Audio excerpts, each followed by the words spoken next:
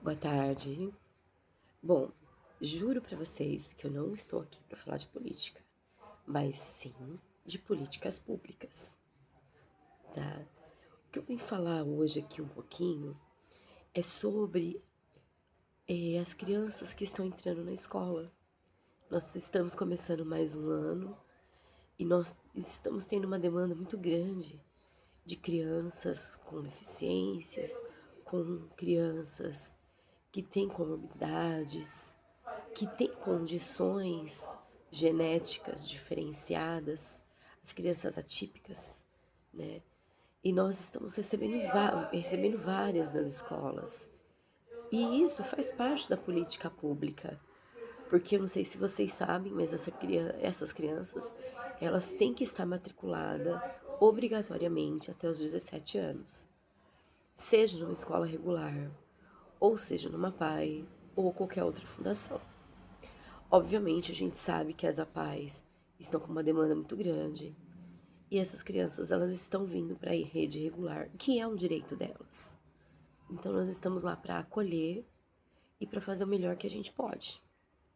Mas a gente só pode fazer o melhor que a gente pode quando a gente tem recursos para isso, tá? Então, assim, não entendo isso como, como vou dizer, um recado, uma crítica, né?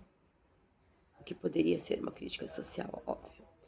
Mas a minha preocupação hoje é como que a gente vai fazer para que a gente possa garantir o desenvolvimento pleno dessas crianças. Nós sabemos que tem crianças que não que tá lá, mas não estão inclusas, porque elas não conseguem permanecer na sala, elas ficam correndo pela escola, né?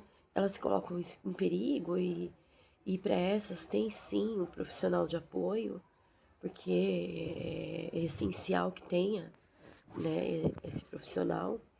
Mas nós também temos crianças com TEA, nível 2, nível 3 de suporte, que vem dando uma aula para nós, né, que vem se comunicando, crianças não verbais, que vem se comunicando, que vem evoluindo, né? E esse processo para nós é muito importante, muito válido. Mas também nós não podemos esquecer que fora essas crianças, nós também temos as crianças típicas dentro da sala de aula. E como que, é assim, é uma infinidade. Ela não é homogênea. Então eu tenho crianças na sala de aula que sabem muito. Eu tenho crianças na sala de aula que têm dificuldade, que eu tenho que fazer atividade diferenciada. E eu tenho crianças atípicas dentro de uma sala de aula, que também precisam de atividades diferenciadas, que também precisam de profissionais de apoio. E para que tudo isso se movimente, para que tudo isso dê certo, a gente tem que formar uma corrente.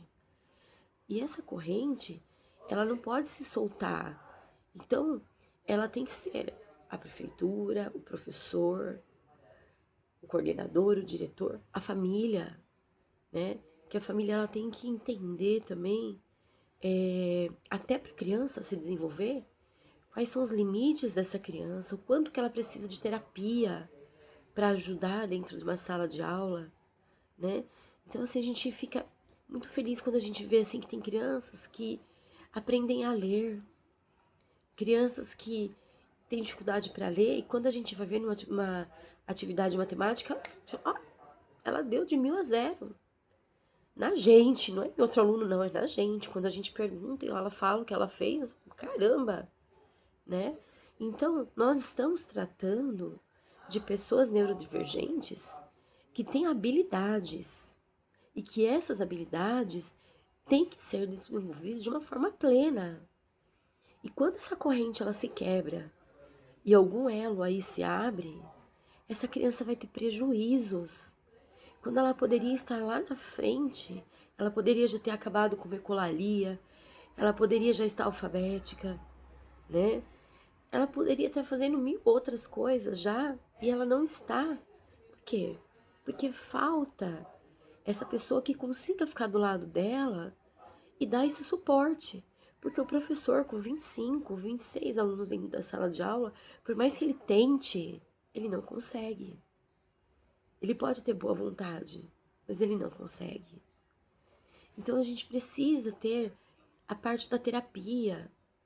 E isso é tão importante, porque tem tanta gente que não tem convênio.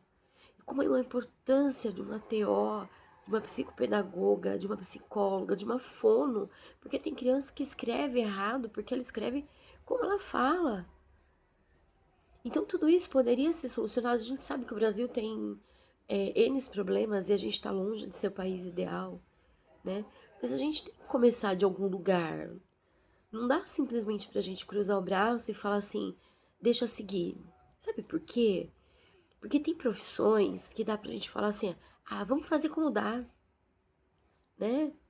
Ah, eu vou fazer um ventilador, é só um exemplo, tá, gente? Ah, esse botão não ficou legal. Ah, faz como dá, né? Vou fazer um banco, ah, não gostei muito da cor. Ah, foi assim, é a cor da tinta que tem, vai como dá. Vamos pintar a parede, vamos pintar a casa, como dá. Mas tem profissões que não dá. Não dá para um advogado falar assim, vou fazer como dá. Porque senão ele vai condenar um inocente ou ele vai inocentar uma pessoa que é culpada. Não dá para um médico entrar numa sala de cirurgia e falar, vamos fazer o que dá. Assim como o professor. Não dá para ele chegar e sentar lá e falar assim, ah, quer saber de uma coisa? Eu não tenho condição para trabalhar. Eu vou fazer o que dá. Não dá. Porque são vidas. E assim como o meu filho é uma criança atípica, e eu corri atrás de tudo para que ele fosse melhor, eu quero melhor para os outros. Eu costumo falar que eu não demonstro muito, eu sou meia rígida em alguns momentos, e é o meu jeito, porque eu entendi muito cedo que eu tinha que ser mais dura com o João, não por falta de amor, mas é porque um dia eu não estaria lá e ele tem que saber se virar. E é assim que eu penso das outras crianças.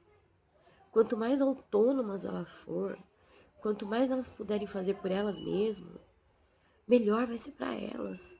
Porque essas crianças, elas vão crescer, elas vão virar adolescentes, elas vão virar adultos, e elas vão estar no meio, numa sociedade que não está preparado para receber elas.